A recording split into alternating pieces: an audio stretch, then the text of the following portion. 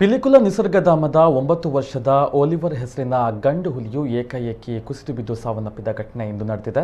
ಆರೋಗ್ಯವಾಗಿ ಸದೃಢವಾಗಿದ್ದ ಹುಲಿಯು ಮುಂಜಾನೆಯವರೆಗೆ ಚುರುಕಾಗಿದ್ದು ಒಮ್ಮಿಂದೊಮ್ಮೆಲೆ ಕುಸಿದು ಬಿದ್ದು ಮೃತಪಟ್ಟಿದೆ. ಸದರಿ ಹುಲಿಯು ಪಿಲಿಕುಳದ ವಿಕ್ರಮ ಮತ್ತು ಶಾಂಭವಿಗೆ ಜನಿಸಿದ 2 ಮರಿಗಳಲ್ಲಿ ಒಂದಾಗಿತ್ತು.